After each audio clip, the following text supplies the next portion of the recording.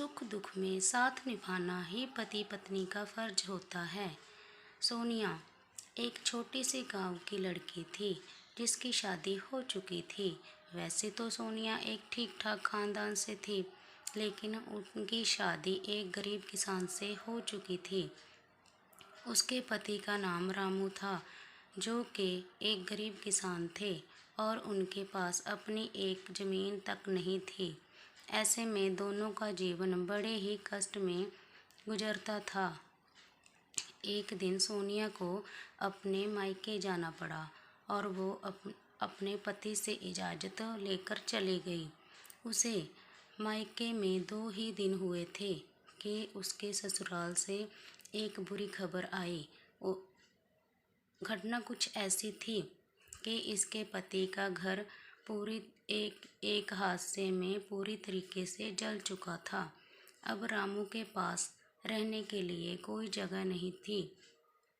सोनिया तुरंत अपने मायके वालों को ये बात बताई और अपने पति से मिलने के लिए निकल पड़ी। मायके वालों ने उसे रोकने की बहुत कोशिश की, लेकिन सोनिया ने कहा कि सुख दुख में साथ निभाना ही पति पत्नी का फर्ज होता है। इतने सुनकर मायके वालों को रोना आ गया और उन्होंने सोनिया को आशीर्वाद दिया और अपने पति का साथ कभी ना छोड़ने का उपदेश भी दिया। जब सोनिया वापस अपने पति के घर आई तो उसने पाया कि उसका पति अब पूरी तरीके से टूट चुका था और रोए जा रहा था।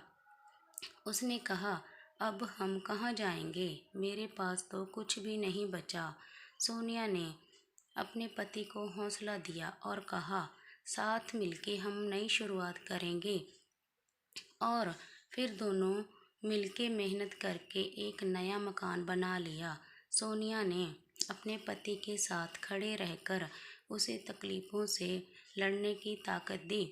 आज दोनों एक दूसरे का साथ निभाते हुए खुश हैं। अब वो और गरीब नहीं हैं जैसे एक समय में हुआ करते थे। दोस्तों, अगर स्टोरी पसंद आई हो तो लाइक कीजिए, सब्सक्राइब कीजिए और शेयर करिए। Thank you.